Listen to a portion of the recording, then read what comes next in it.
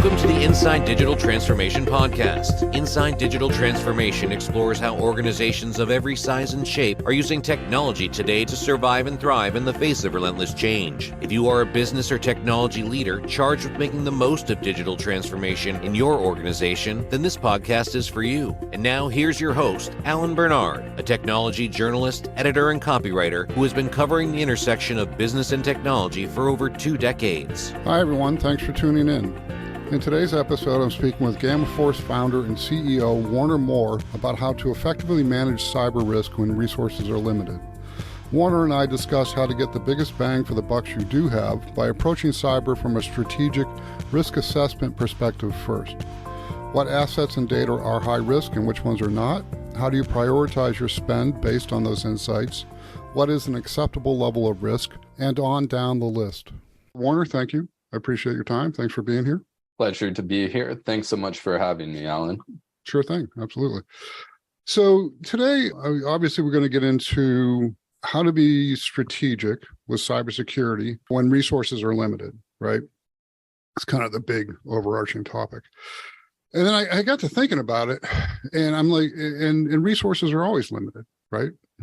I mean, that's just not regardless of the size of the organization, I guess, unless you're the Department of Defense or something, right? I mean, you have, where your budget seemingly is unlimited. Everybody's up against resource limitations, right? Regardless of size. But I guess not everybody approaches those limitations in the same way. And so that's kind of what I wanted to talk about today is how do you make the most out of what you have, right? So what's the big approach that you need to take in order to make that happen? And there's 2 ways to think about it, any big problem, right? That's strategically and tactically. And it seems to me, and you can correct me here, that most companies today are still thinking tactically when it comes to cybersecurity, right? They're trying to solve it as a problem as opposed to seeing it as a posture, right? Seeing it in terms of risk. And things like that. So let's start with that. Is that a correct observation on my part? Do you feel that's how most companies are doing it today? I do. I think that's really a challenge in the profession as a whole. We have a lot of opportunity as CISOs, as security leaders and executives, to help drive value in our businesses. At one point, security was buried in the technology organizations, and that's changed dramatically over the past 5-10 years, where we have chief information security officers reporting directly to the CEO, if not the board, dotted line to the board. Mm-hmm. And the role is getting elevated a lot more. And if we are approaching that role as tactically as we have in the past, it is going to, be career limiting and success mm-hmm. limiting in our organizations. So I think we're positioned better than we ever have been. As a mm-hmm. company, a security strategy, it's all about risk. What is the business and what's our business model?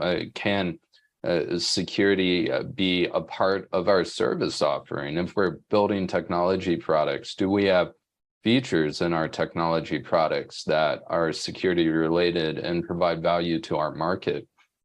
Depending on our industry, maybe our market expects us to have a certain level of security capabilities. And if we don't, they won't buy our services. Often, mm-hmm. especially healthcare right. Regulated. Yeah, great example of that, right? Yeah, exactly right. If not only do our customers expect it, but we also have the business driver of compliance. If we're not mm-hmm. HIPAA compliant, we can't operate in them. Mm-hmm. Okay. So let's contrast thinking about security strategically versus tactically. It's funny. I was just talking with a colleague last night, and they are in a tactical role, and I was providing advice, and their security organization implemented web filtering and restricted their ability for their employees to use websites. And he was building an exception process where if somebody needed to access a website, and just a very simple example is in their business operations, they need to access file sharing tools with their customers for sharing documents. So he was building this exception process where they had to create a form and a VP of security had to approve it if it was an exception. And there's already a high volume of requests because they just jammed this tech out. Right. And my first response was, well, why? Why do you do this? Who did it? I was looking for whether or not it was somebody in the organization who was executive, maybe more business centric in their thinking. And I eventually got the answer that it was essentially the technology / security leader who did so. And it sounded like arbitrarily. So there's a big mess in this company right now. And this tactician is implementing an exception process. And I'm like, well, maybe if it's a key part of the business, you should create a solution for that, or just allow it. What data is involved? If this data that you want to protect so badly, and the main way to protect it is a web filtering tool, shoot, you're focusing on the wrong thing. It sounds pretty early 2000s. Honestly, it sounds like a old time solution to a modern problem, quite honestly. And we do this all the time, and it's a bad habit. Creating friction in a company. Just think of the administrative overhead, the OPEX, the expense associated with those activities.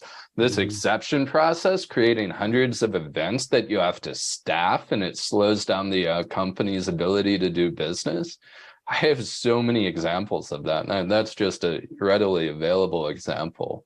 And the exception process itself creates all kinds of issues. Now you have a whole new process to manage, right? Yeah, it's ridiculous. Why are we doing these things?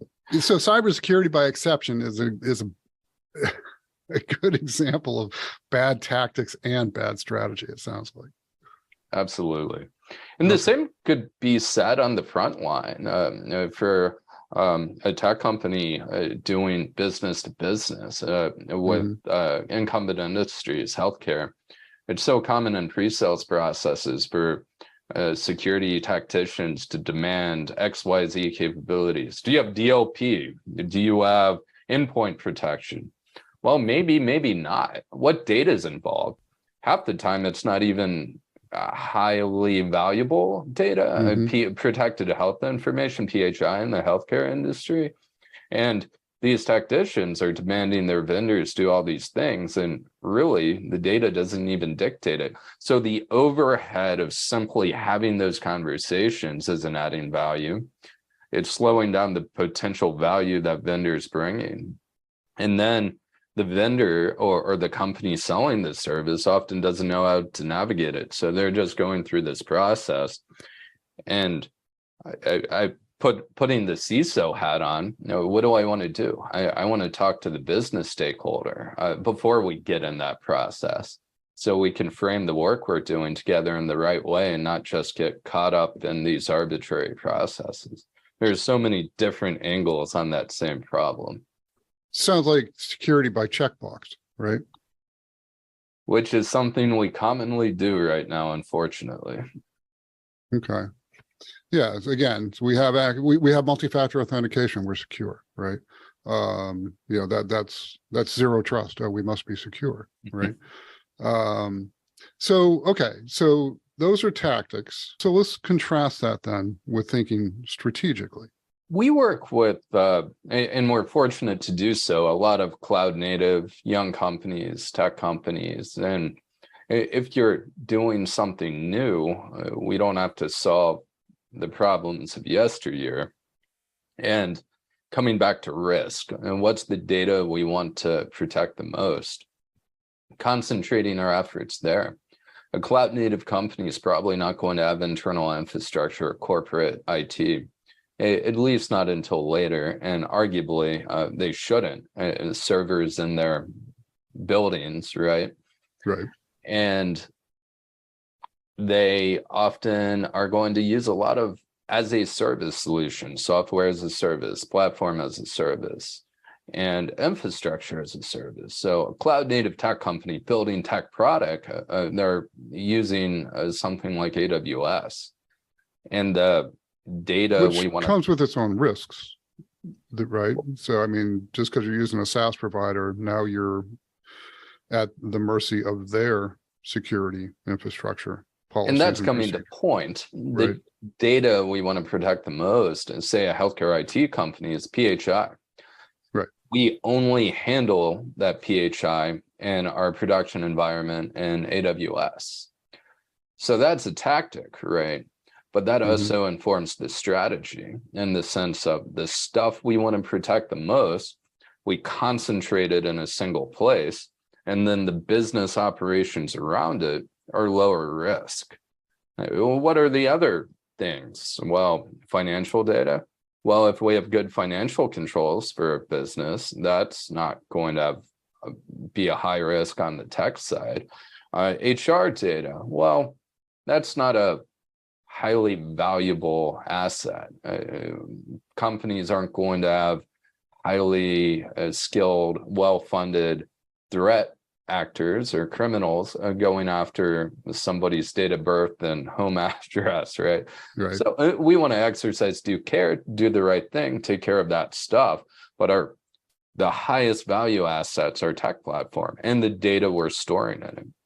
So we concentrate all our controls in that place. We have all these fancy tools there where it makes sense, and the stuff around it matters less. I don't care about web filtering. Right. Most of the folks I work with don't have it. They don't want it. Right. It doesn't make sense. So the challenge is with more established companies where, 20 years of history of doing the wrong things, but the same principles apply. What's security? Knowing what we have and paying attention to it. We talk about implementing fancy tools when our stuff isn't up to date. That's how the Equifax breach happened. Software wasn't up to date. Yeah, an Apache web server. Yeah, exactly, Apache Spark. So if we're implementing all these tools and we're not keeping our stuff up to date, we're focusing on the wrong things. So how do you decide what those things are? Depends on the company. Risk, I think of in the terms of a formula. You have to have an asset, something of value, a vulnerability in it, such as software that's not up to date, and a threat, meaning somebody who wants to steal that asset. If you don't have those three things together, you don't have a risk. Often the things we think of having a risk don't. Yeah, most of the time we're trying to protect things that aren't even assets. That's the question I'm trying to really answer, is how do you define those things, those three things, to get to a point? Because I mean, in large organizations with hundreds of thousands of people, they have risks everywhere, endpoints everywhere. They have employees everywhere. They have insider threats. They have, phishing. It just, the list is endless on the threats. So how do you get to a point where you can actually understand that landscape strategically and therefore make good tactical decisions about where to deploy your resources? Grounding in what the business is and what the services are and what the customers expect is a good way to set context. If we're focusing on a small part of the organization and that organization being affected doesn't affect our core business, or they can be affected for a period of time. And risk, it's often qualitative, but we try and represent it as quantitative. So I don't go quantitative as frequently, but in a larger organization, I think there's more opportunity to do so. Because say a business unit or a service being affected for an hour cost $1 million, but the mitigation for it costs $5 million. Well, you can get it back up in less than an hour. Well, does it make sense to mitigate that? Probably not. But if you have a data set that's regulated, where you have customer contracts where there are fines and you have your regulators that'll fine you, well, that changes the equation. That number might not be $1 million. It might be a lot more. Back at Cover My something we used to like to say is a breach would be a company killer. And we truly believe that. And that's true with many organizations I work with. You can never get to 100%, right? In anything, right? So how do you calculate an acceptable amount of risk? And we've talked about it, I guess, so far in roundabout ways, but is there a straight ahead way to say we're going to take this much risk on this? It's the executive team. Who has ultimate accountability for due care, doing the right thing in a company, to the point of potentially going to jail for it and being criminally liable? It's the executive team. The risk level, what are you comfortable with? What am I comfortable with? It's different. I know plenty of organizations over the years who have said, you know what? If we have a breach, it's gonna put us out of business. We need to focus on these business imperatives right now. We know it'll put us out of business, but we're going to build the business before we do these things. And that's a pretty high risk tolerance, right? There are others, publicly traded corporations tend to be less risk tolerant for good reasons, right? We're talking about public assets, our capital, and they're often essential to our economy. That risk tolerance tends to be lower. An executive team there might be looking to the board might be looking to industry peers, right? Is that the right thing? Is that the wrong thing? It's neutral, but it's a very different situation. The accountability is the same, though. It's the executive team, it's the board, it's the owners of the company. And that risk tolerance is dependent on those individuals who are filling those roles. Interesting. Okay. All right.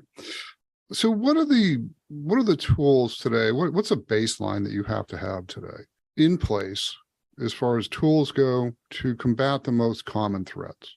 Multi-factor authentication, encryption, at rest and in transit. These things used to be expensive and complicated. They're not anymore. They're often free and readily available. Just do it. What's one of the most common attacks? Phishing. Multi-factor authentication reduces that risk. Access control is always important. Big company, large company. Are we only giving people access they need? Are we removing it when they don't need it? Are we removing it when they leave the company? Big one. That's huge.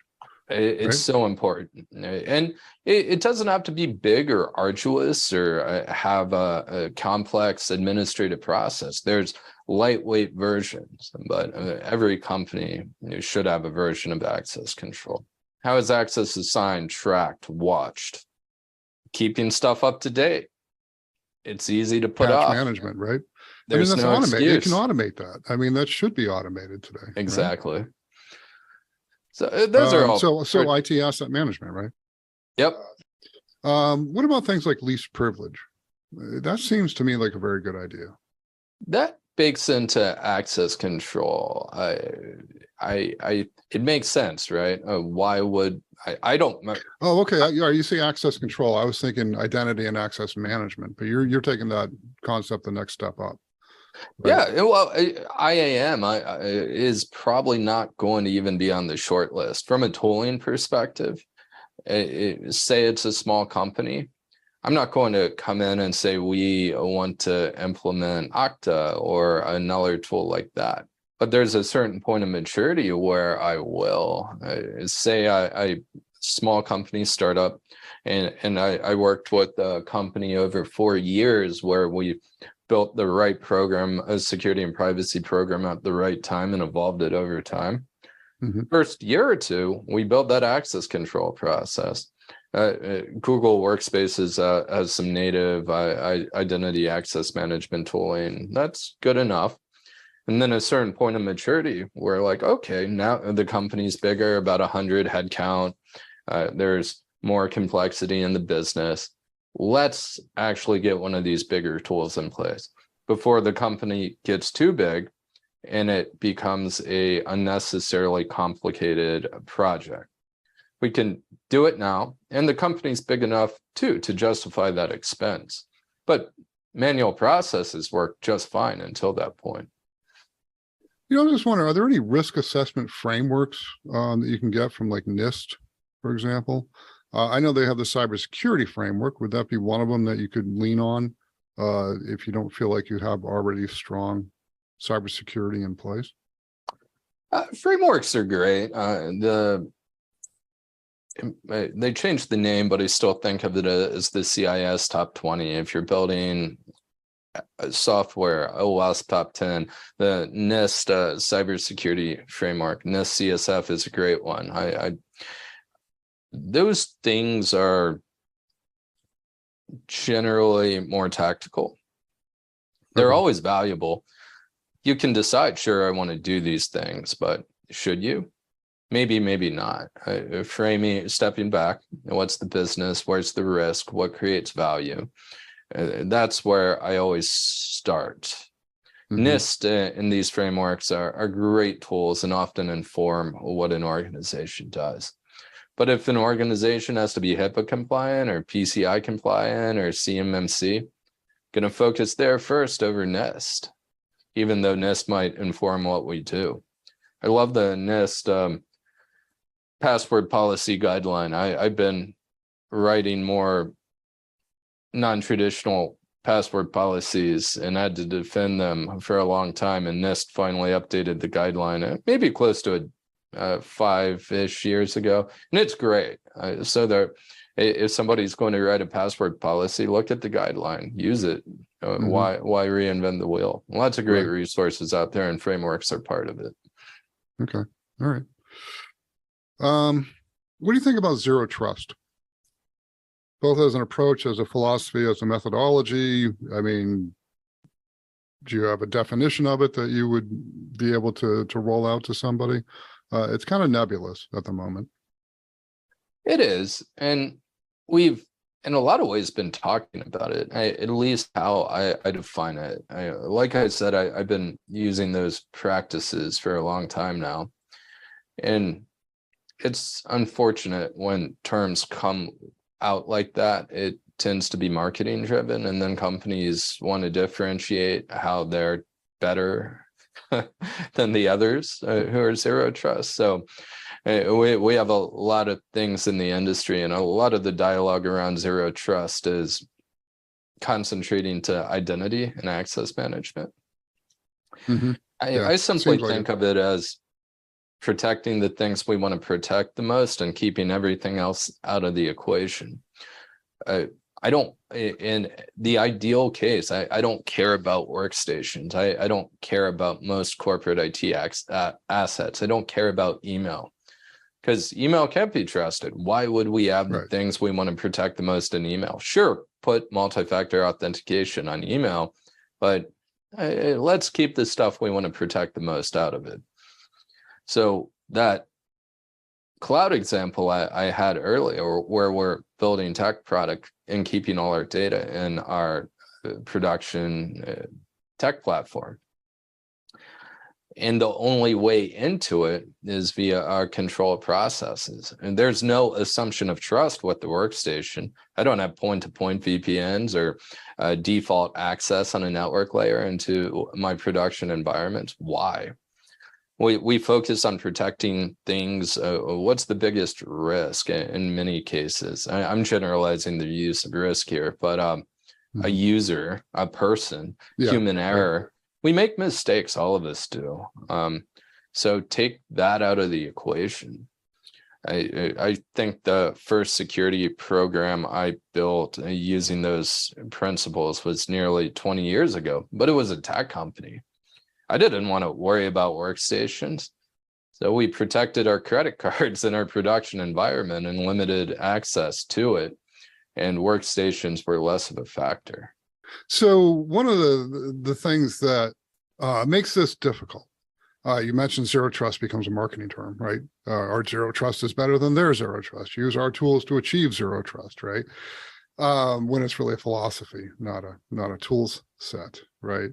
But what is the role of cybersecurity vendors in making it more difficult for organizations to see the forest instead of the trees? Because I mean, they're all selling trees, and cybersecurity is an issue with the forest, right? Do you have an opinion on that you'd be willing to share? Security is a big market. Lots of people spending money on security. And so it's natural for companies to want to have a part of that market. I don't think of it as a security problem. I think of it as a tech problem. In the sense of we've been doing it in tech as long as I've been in tech, at least since it was commercialized. The early days of the internet were quite different. I hold my marketing team to account. I won't let them use fear, uncertainty, and doubt. I'm very sensitive to the things they do and the content they create. And if we as executive leaders are not sensitive to that and considering how we engage in the market, what value are we really creating? Sure, we get a piece of the pie, but do we want to be that? Maybe some people do. That's cool. But there are plenty of companies who are leaders in the industry, who employ leaders in their profession, who solve real problems and provide world-class solutions. And those companies I want to work with. There's a lot of opportunities to work together across the ecosystem to improve security in our organizations if we step back and think about it strategically. All right. Well, Warner, I think that's going to do it for me. But, thank you. I really appreciate your time and your insights. Oh, been my pleasure, Alan. Thanks for having me. I've enjoyed our conversation. If you liked this episode, please tell your friends and check out our other shows. You can find Inside DT on all the major hosting platforms, including Apple, Amazon, Spotify, and Google. Talk to you soon.